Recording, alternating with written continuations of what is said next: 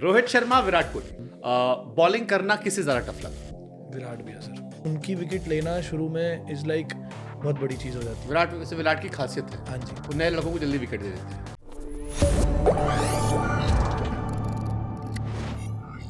रोहित शर्मा, विराट कोहली, ये सवाल सबसे पूछा आता है। आप एक बॉलर हो, बॉलिंग करना किससे ज्यादा टफ लगा?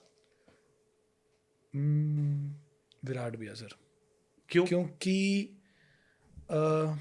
वो मतलब मैंने बोला अभी पहले, वो गेम को बहुत ज़्यादा समझते हैं, इतना डीप ले जाते हैं, मतलब उन्हें बनाना आता है गेम। जैसे ऐसे ही उन्हें चेज मास्टर नहीं बोला जाता सर।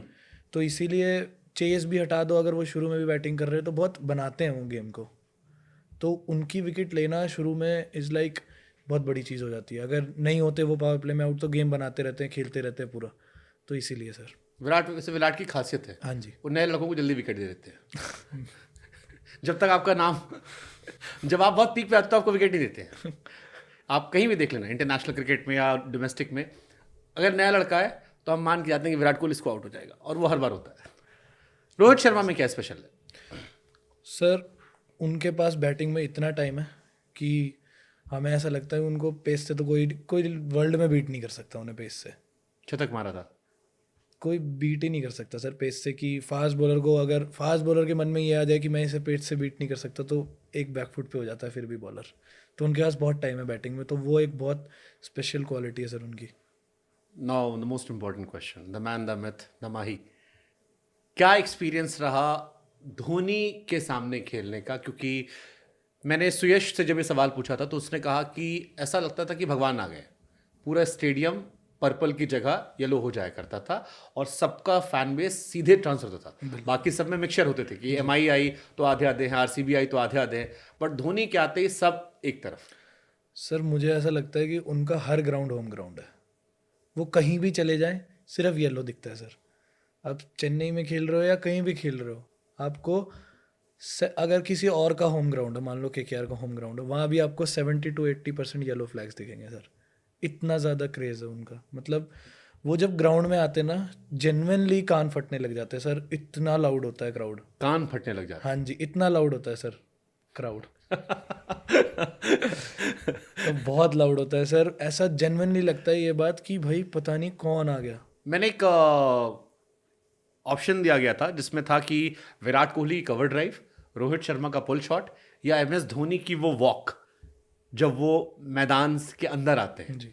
और ज़्यादातर लोगों ने वोट दिया कि उन्हें ज़्यादा मज़ा आता है धोनी की उस वॉक को देखने, जब आवाज़ शुरू होती धोनी माही माही। बिल्कुल सर। आपने वो फील किया था जब हाँ सर, मैं वॉक करके पिछले साल जब मैच खेल रहा था सीएसके के खिलाफ, तो मैं पॉइंट पे खड़ा था पीछे बाउंड्री लाइन पे। तो वो बैटिंग करने आए। मतलब आप यहाँ खड़े हो, यहाँ से इतनी दूर भी आप नहीं किसी को सुना देते, इतनी तेज आवाज़ होती है ग्राउंड में। कुछ वो सीटी लेके बैठते हैं चेन्नई के ग्राउंड में, और फ्लैग्स येलो, ड्रेस येलो, और इतना तेज चिल्लाते हैं सर कि आप नहीं सुन सकते। इतना तेज चिल्लाते हैं, आपको ऐसे करना पड़ेगा। जैसे अभी एक वीडियो वायरल हुई थी रसल की। हाँ, हाँ, बहुत तेज सर, बहुत लाउड होता है। और जब तक वो रहेंगे ना ग्राउंड में, तब तक उतना ही लाउड रहेगा। ऐसा नहीं है कि सिर्फ वॉकिंग पे लाउड है। जब तक वो क्रीज पे रहेंगे और बैटिंग कर रहे होंगे, वो लाउडनेस बढ़ती जाती है सर। आई थिंक वो इकलौते प्लेयर है जिनकी टीम के प्लेयर को आउट होने का लोग मनाते हाँ हैं जी। कि भाई शिवम दुबे अब तू आउट हो जा, हाँ। जडेजा तू आउट हो जा। बिल्कुल सर, वो बिल्कुल। और मेरे को तो लगता है कई बार दुबे जडेजा खुद ही मार के आते हैं कि भाई बस करो यार, अपनी टीम उल्टा कह रही कि आउट हो जाओ। अभी एक इंसिडेंट हुआ था ना, हमारा मैच था सीएसके के खिलाफ जो हम हारे थे।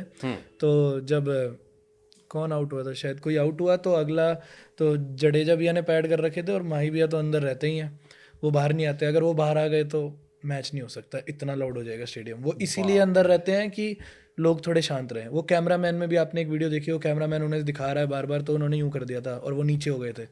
तो वो इसीलिए कि उन्हें ना दिखाएं टीवी पे, ताकि मैच हो सके, वरना मैच डिस्ट्रैक्शन होता होगा। बहुत ज़्यादा हो जाएगा। तो अभी क्या नाम है, कोई आउट हुआ, बहुत कम रन चाहिए थे सीएसके को, 6 या 7 रन ही चाहिए थे।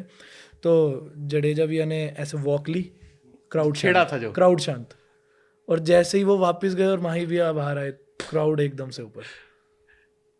बहुत ज़्यादा सर। तो एज अ क्रिकेटर भी वो फैन मूवमेंट होता होगा आप लोग का? बिल्कुल सर। कि आपको लगता हो कि यार हम भी बस फैन बन गए। हाँ, उनको देखना और उनके साथ खेलना, उनको इतनी पास से देखना बहुत बड़ी बात है सर। Super super. इस साल आईपीएल बैटिंग को लेकर था, लोगों ने कहा कि डेड पिच है, कई सारे पिचेस, पंजाब वाली पिच, सीमेंटेड पिच लोग कहते हैं, लोगों ने कहा कि हाईवे पे खिलवा रहे हैं, सड़क पे खिलवा रहे हैं। आपको लगता है कि एक बॉलर के तौर पर ये डिसअपॉइंटिंग है कि यार मतलब 10 की इकॉनमी तो नॉर्मल हो गई है कि 10 जा रहे हो तो इससे मतलब अच्छे बॉलर हो। बहुत डिफिकल्ट था सर इस साल आईपीएल में बॉलिंग करना, क्योंकि एक तो इम्पैक्ट प्लेयर, आपके पास ऑप्शन ही इतने ज़्यादा बैट्समैन की कि जो भी आ रहा है सीधा स्टार्ट से मारना शुरू कर रहा है।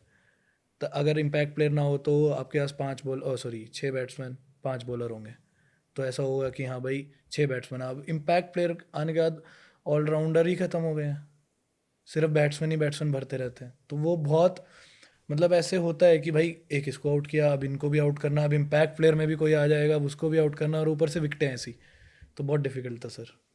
तो आपको लगता है कि बॉलर्स के लिए क्रिकेट में ऑप्शन अब कम हो गया है, जी आईपीएल में स्पेशली? जी सर, मेरे हिसाब से कम हो गया सर। बाउंड्री इतनी छोटी होती है, wicket flat, impact player sir तो है ही।